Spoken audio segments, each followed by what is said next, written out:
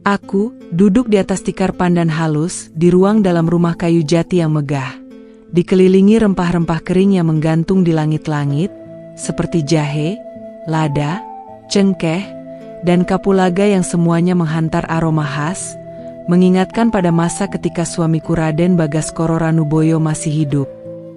Kini, aku, Nyai Roro Wungu, janda saudagar rempah yang kaya raya di Demak, hidup dalam kesunyian yang dihiasi kekuasaan dan kekayaan. Namun, di balik pintu kayu ukir yang megah ini, hatiku sering merasa hampa, seperti kapal dagang yang kehilangan angin. Pelabuhan Bergota, tempat kapal-kapal dari Malaka, Gujarat, bahkan Tiongkok berlabuh, adalah nadi perdagangan Demak. Dari balkon atas rumahku, aku bisa melihat para buruh mengangkut karung-karung berat, berteriak dalam irama yang menyatu dengan deburan ombak. Di antara mereka, ada seseorang yang selalu menarik perhatianku. Seorang kuli panggul berbadan tegap, kulitnya legam oleh terik, matanya tajam namun tenang. Nama dia Joko Segoro. Ia tak seperti kuli lainnya. Ia berjalan dengan kepala tegak, seolah membawa harga diri dalam setiap langkahnya, meski hidupnya begitu sederhana di gubuk kecil di ujung dermaga. Awalnya, aku hanya mengamatinya dari jauh. Tapi suatu petang, ketika aku menyamar sebagai penjual kain keliling, untuk memeriksa stok rempah yang diselundupkan saudagar saingan, aku bertemu dengannya secara langsung. Ia membantuku mengangkat karung yang terjatuh, dan suaranya yang rendah namun tegas membuatku terkesima. "Nyai sebaiknya tak sendirian di sini," katanya, sambil menatapku seolah tahu siapa aku sebenarnya. Sejak hari itu, pertemuan kami tak lagi kebetulan. Ia menjadi kurir rahasia untuk transaksi gelapku. Bukan karena niat jahat, tapi karena sistem perdagangan Demak penuh intrik, dan aku harus melindungi bisnisku dari cengkeraman para saudagar yang iri. Dalam setiap pertemuan singkat itu, aku merasakan sesuatu yang lama tak kurasakan, getaran di dada, seperti ombak kecil yang menghantam batu karang, pelan namun tak bisa diabaikan. Hari itu, hujan rintik-rintik membasahi atap genteng. Aku menatap arah pelabuhan dari jendela, berharap melihat bayangannya yang tegap di antara kabut senja. Dan di saat itu, aku tahu hatiku mulai berlayar ke arah yang tak terduga. Namun, di balik rempah yang harum dan kilau emas yang memukau, ada mata-mata yang mengintai, dan cinta yang kusemai dalam diam, mungkin kelak akan tumbuh di tanah yang penuh duri. Aku berusaha mengenyahkan pikiran itu setiap kali bangun pagi. Sebagai Nyai Roro Wungu, aku tak boleh terlihat lemah, apalagi jatuh cinta pada seorang kuli panggul. Dunia saudagar Demak penuh dengan aturan tak tertulis. Darah harus sejajar dengan darah, harta dengan harta, dan nama baik tak boleh ternoda desas-desus. Tapi, hatiku tak peduli pada aturan itu. Setiap kali Joko Segoro datang membawa karung rempah dari kapal Malaka, tatapannya yang tenang seolah menghapus semua kebimbanganku.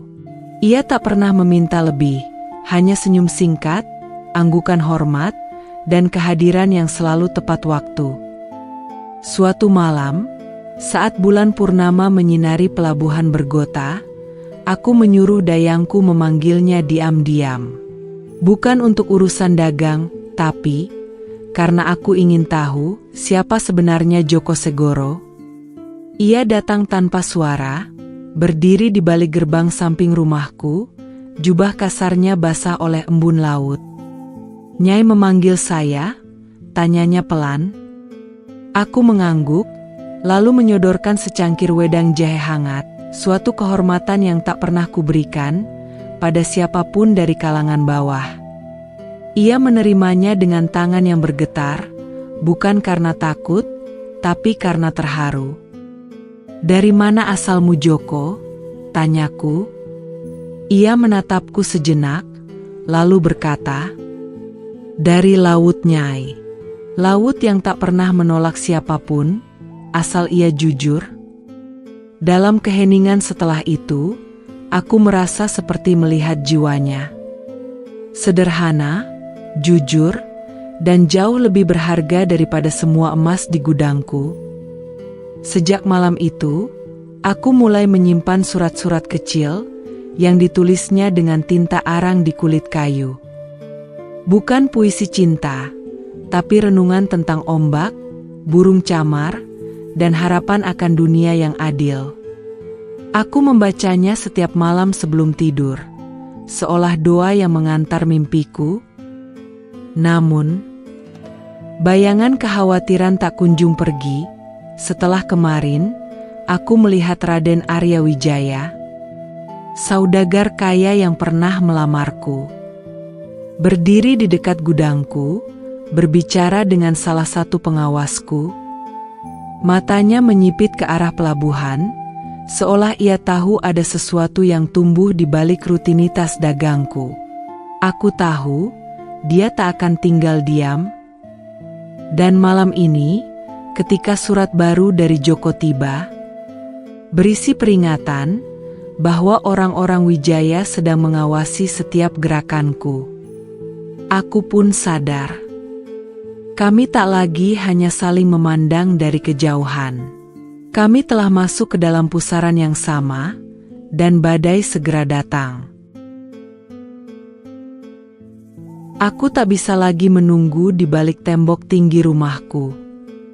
Jika kami ingin selamat, jika bisnisku, nyawa Joko, dan perasaan yang kusembunyikan ini ingin tetap utuh, maka kami harus berbicara langsung, jauh dari telinga para pengkhianat. Dengan bantuan Dayang Setia, aku menyusun rencana. Pertemuan rahasia di balik hutan waru laut, dekat muara Sungai Garang, tempat ombak berbisik dan dedaunan menari dalam hembusan angin malam.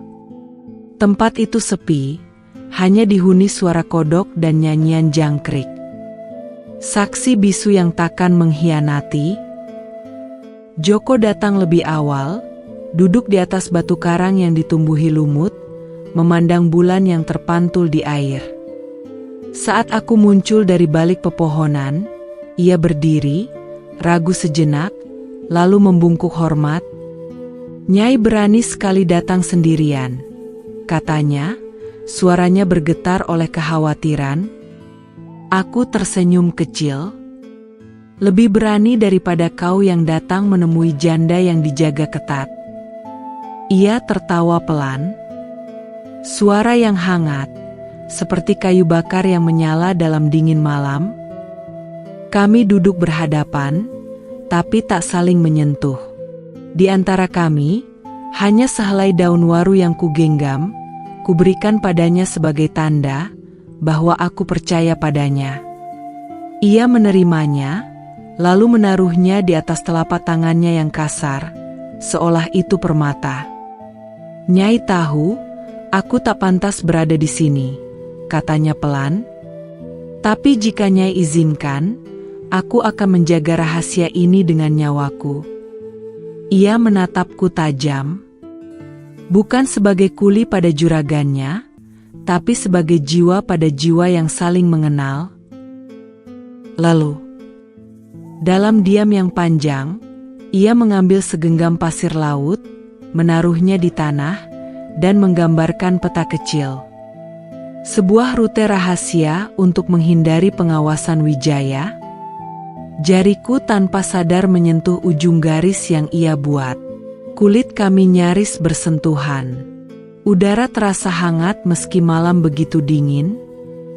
Dan dalam keheningan itu, aku merasakan sesuatu yang lebih dalam dari kata-kata.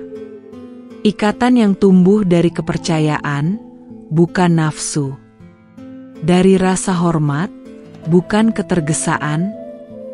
Ketika aku berdiri untuk pulang, ia tak mengucap selamat tinggal. Ia hanya menatapku, lalu melempar daun waru yang tadi kuberikan ke dalam arus sungai. Biarkan ia mengalir jauh, bisiknya. Seperti rahasia kita, tak terlihat, tapi selalu ada.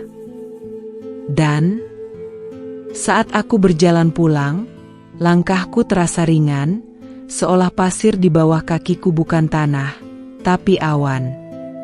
Karena untuk pertama kalinya, cintaku tak lagi disembunyikan di dalam dada, tapi disemaikan di tanah yang sama, meski tanah itu penuh risiko.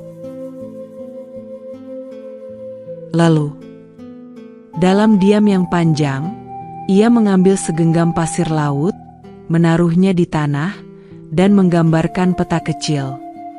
Sebuah rute rahasia untuk menghindari pengawasan Wijaya. Jariku tanpa sadar menyentuh ujung garis yang ia buat. Kulit kami nyaris bersentuhan. Udara terasa hangat meski malam begitu dingin.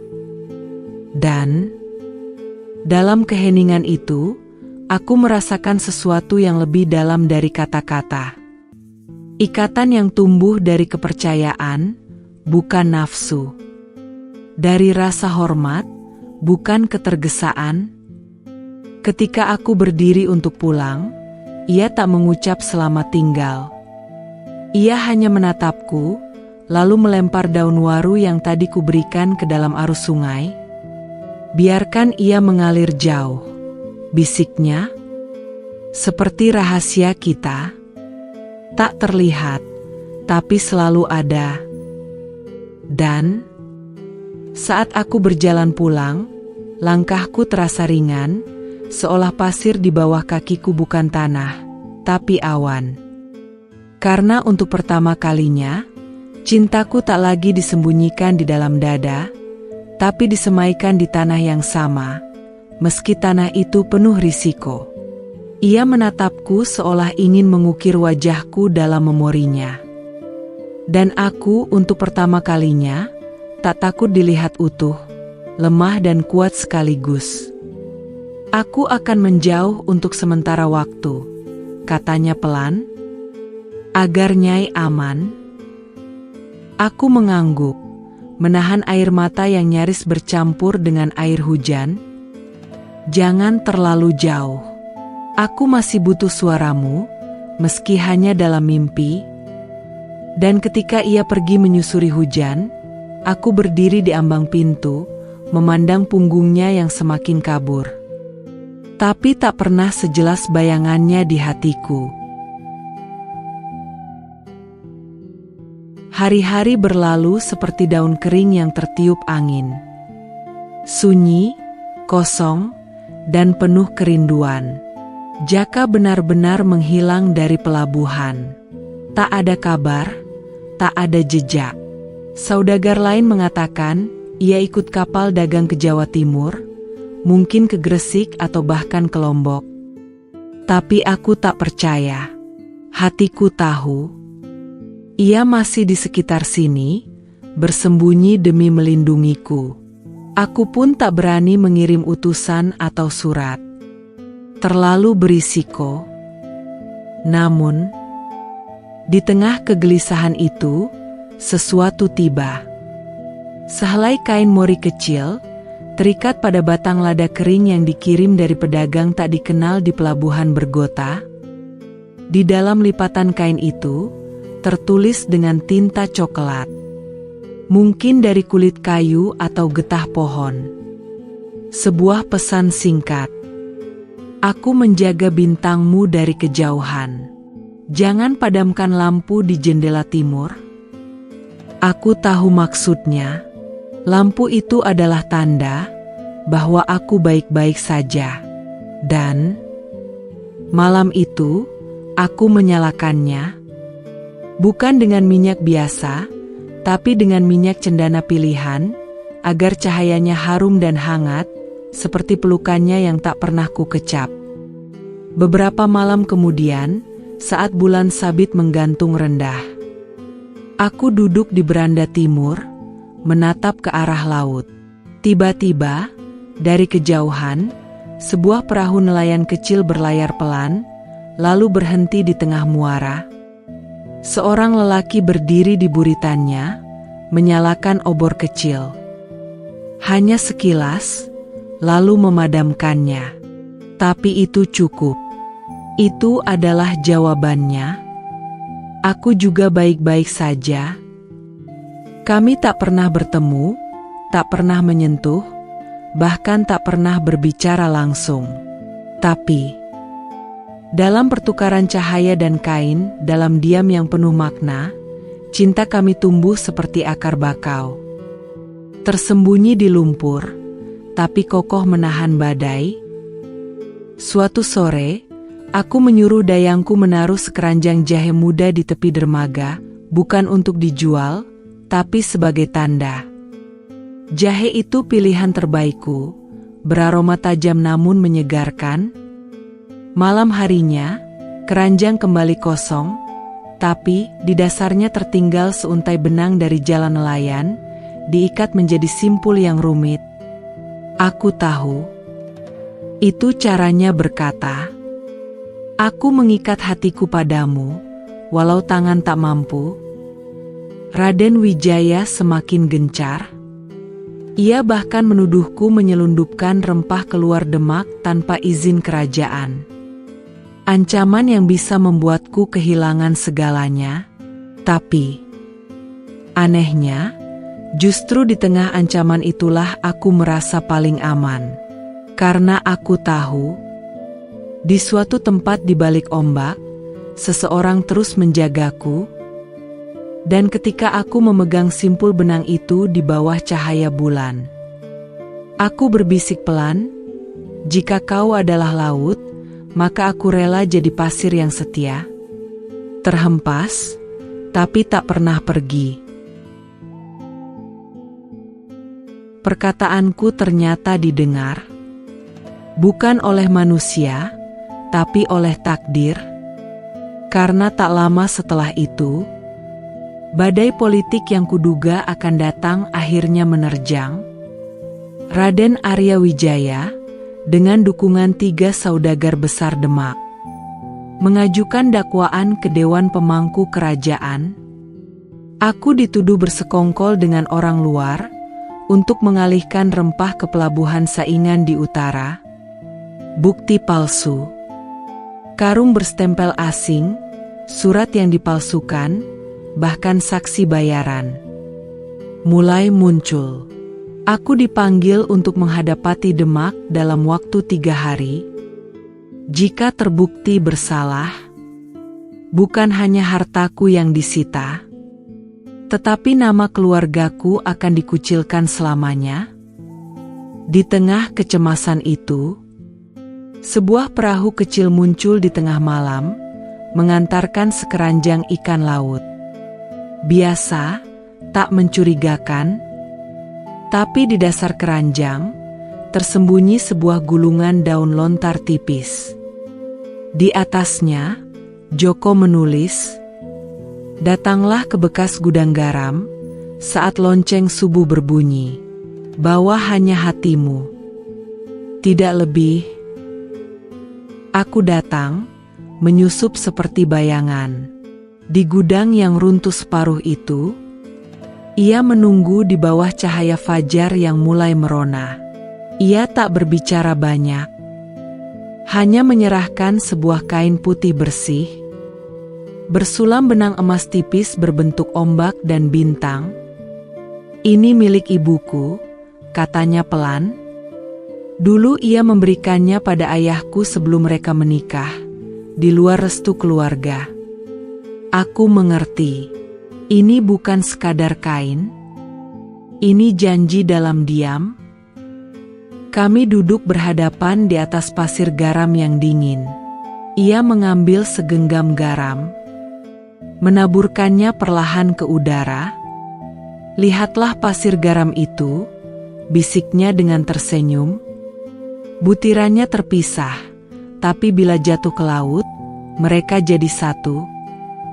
Aku menatapnya, lalu mengambil genggam garamku sendiri, dan menaburkannya menyatu dengan miliknya. Tidak ada sentuhan, tidak ada pelukan, Hanya tangan yang bergerak beriringan, dan debu garam yang menyatu di udara pagi. Di saat itulah, untuk pertama kalinya, aku merasa ini bukan sekadar cinta terlarang. Ini adalah takdir yang menuntut kami berdiri bersama, meski dunia mencoba memisahkan. Ia lalu menyerahkan sebuah amplop kecil. Di dalamnya ada nama-nama orang yang sebenarnya bersekongkol melawanmu. Termasuk seorang pejabat pelabuhan yang menerima suap dari Wijaya. Serahkan ini pada Patih. Tapi jangan sebut dari mana kau mendapatnya. Dan ketika aku berjalan pulang, kain putih itu kusembunyikan di balik korsetku. Bukan sebagai jimat, tapi sebagai sumpah. Aku tak akan membiarkan cinta kami dikubur oleh dusta para pengecut. Hari persidangan tiba. Aku mengenakan kebaya hitam sederhana, tanpa perhiasan. Bukan tanda berkabung, tapi tanda tekad. Di Balai Agung Demak, para saudagar duduk berjajar seperti burung nasar yang menunggu bangkai. Raden Arya Wijaya duduk di barisan depan, senyumnya dingin, matanya penuh kemenangan yang belum pasti. Sedangkan Pati Demak, seorang lelaki tua yang bijak dan pernah mengenal suamiku, duduk di tengah, wajahnya tak bisa kubaca. Ketika dakwaan dibacakan, pengkhianatan terhadap kerajaan, kolusi dengan pihak asing, ancaman terhadap stabilitas perdagangan. Jantungku berdebar kencang, tapi tubuhku tenang. Saat tiba giliranku bicara, aku tak membela diri dengan emosi. Aku hanya berkata, Nyai Roro Wungu tak pernah mengkhianati Demak. Tapi jika Demak memilih untuk percaya pada lidah yang berlumur emas, daripada tangan yang bekerja jujur, maka biarlah sejarah yang menilai. Lalu, dengan suara yang tegas namun rendah, aku menyerahkan amplop itu kepada Patih. Bukti asli ada di sini, Yang Mulia. Bukan untuk memohon belas kasihan, tapi untuk menegakkan keadilan. Setelah membaca isi surat dalam amplop itu, wajah sang Patih langsung berubah.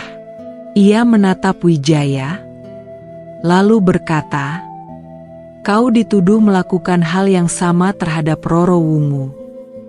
Memalsukan dokumen dan menyuap pejabat pelabuhan." Mendengar isi surat itu, wajah Wijaya langsung pucat.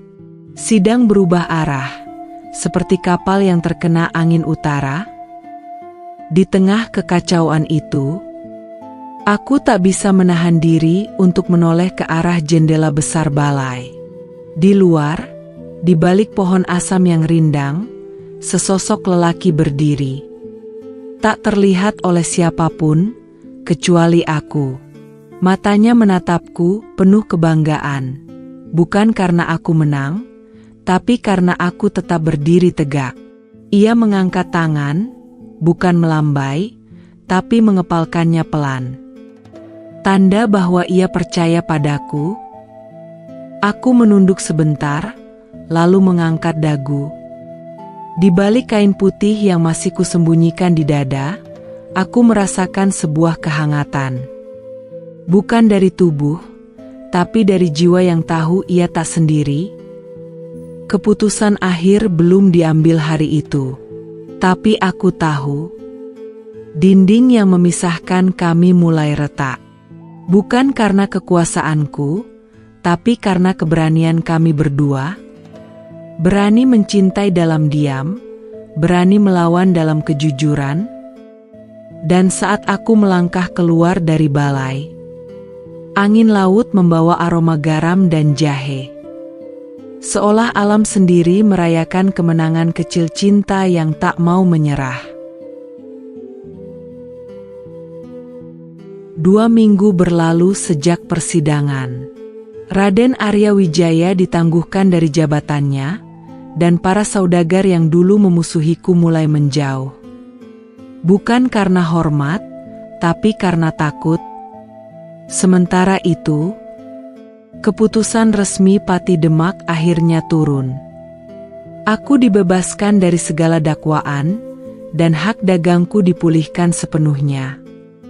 Bahkan, Patih menyarankan agar aku diangkat menjadi penasihat perdagangan pelabuhan. Suatu kehormatan yang jarang diberikan pada perempuan, apalagi janda. Namun, di tengah kemenangan itu, hatiku justru gelisah. Aku ingin melihatnya, bukan dari jauh, bukan lewat isyarat, tapi saling berhadapan, tanpa bayang-bayang takut. Karena itu, di malam saat bulan purnama kembali menyinari pelabuhan Bergota, aku mengirimkan pesan terakhir melalui seorang nelayan tua yang setia. Datanglah ke makam tua di ujung desa. Bawa bunga telang untuk mengubur dusta dan menanam kebenaran. Ia datang lebih awal dari waktu yang kusebutkan. Aku menemukannya berdiri di depan nisan batu sederhana. Makam seorang pelaut tanpa nama, tempat tak seorang pun datang. Di tangannya, ia memegang segenggam bunga telang biru, bunga yang tumbuh liar di tepi laut, simbol kesetiaan dalam diam. Kami tak berbicara saat pertama kali bertemu. Hanya saling menatap, lalu bersama-sama menaburkan bunga itu di atas tanah kering di sekeliling nisan.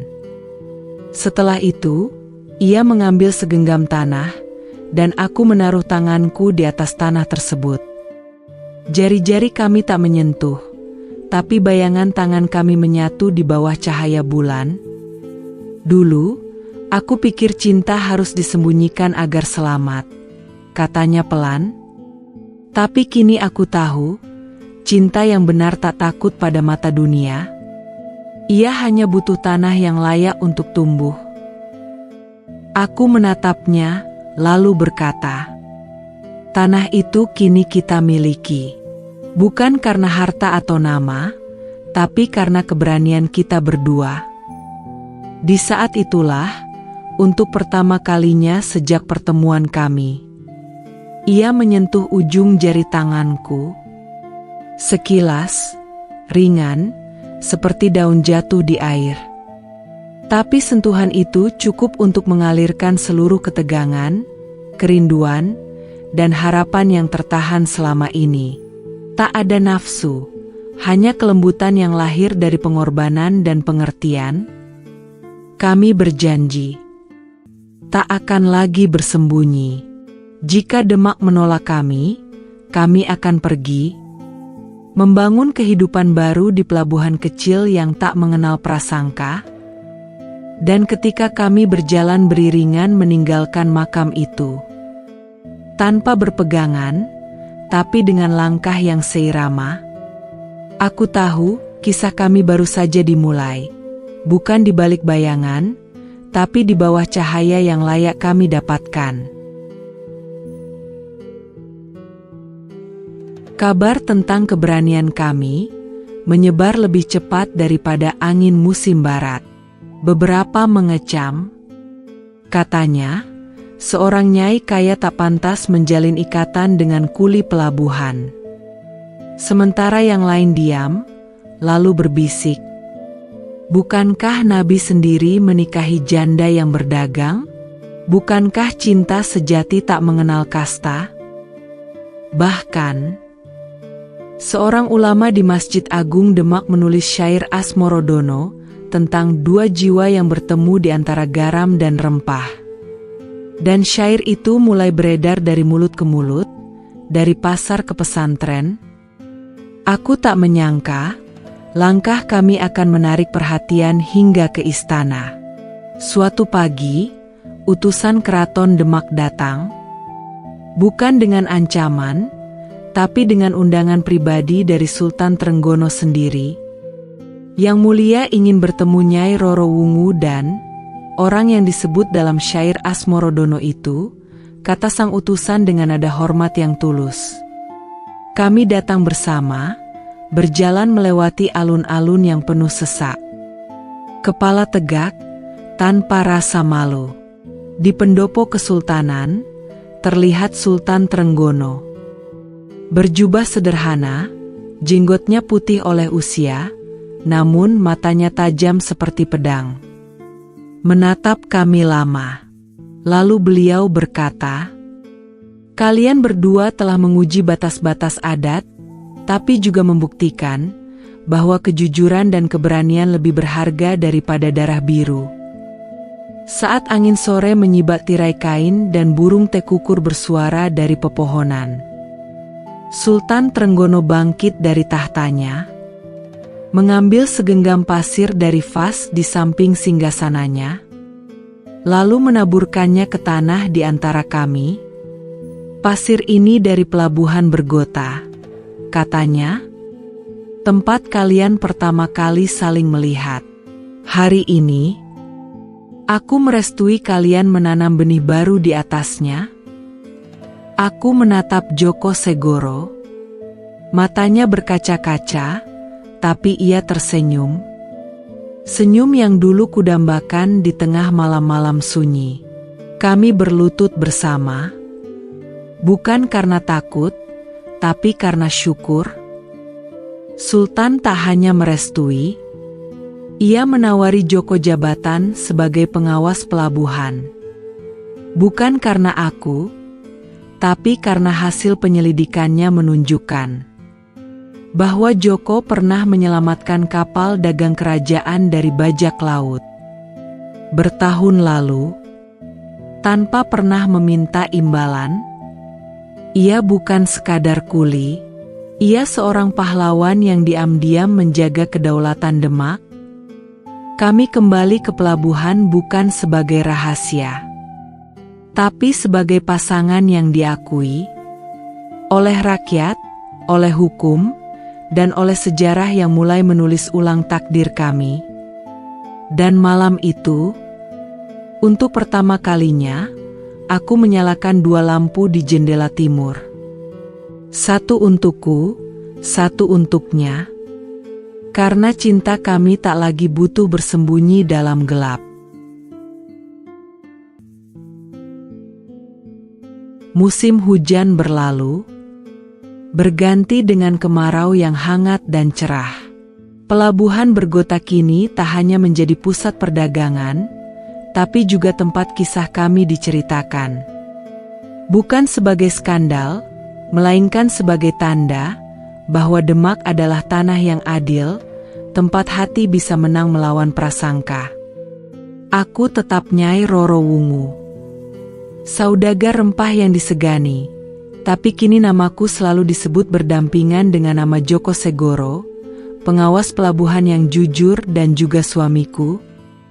Pernikahan kami sederhana, diadakan di halaman Masjid Agung Demak di hadapan sultan, ulama, para saudagar, bahkan para kuli pelabuhan yang dulu bekerja bersamanya.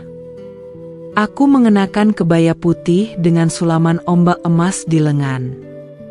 Hadiah pernikahan dari ibu mertuaku yang datang dari pesisir utara, dengan membawa berkah dan air mata bahagia.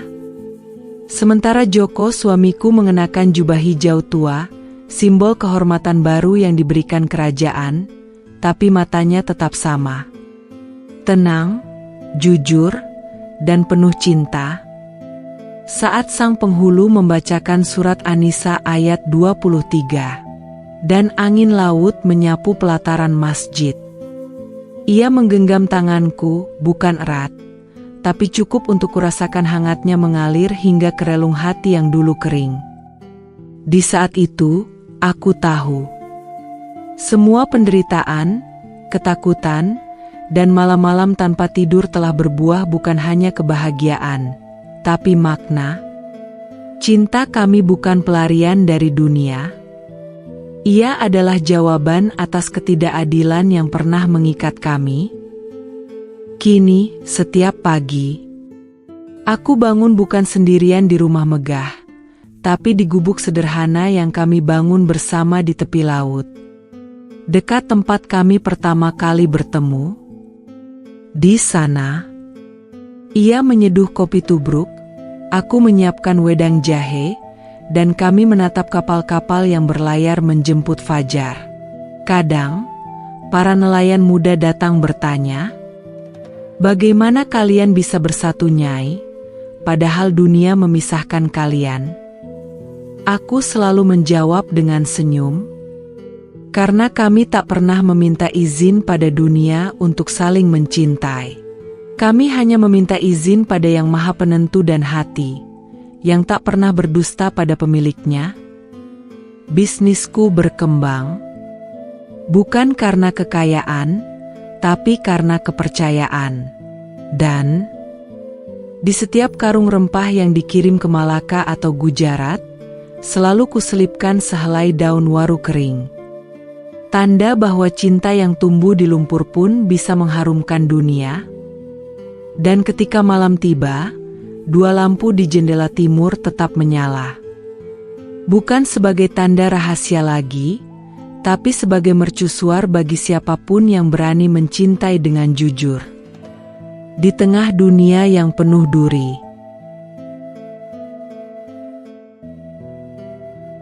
di tengah arus zaman yang seringkali meminta kita memilih antara harta dan hati, antara nama baik dan kejujuran, kisah cinta Nyai Roro Wungu dan Joko Segoro ini mengingatkan kita pada satu kebenaran sederhana.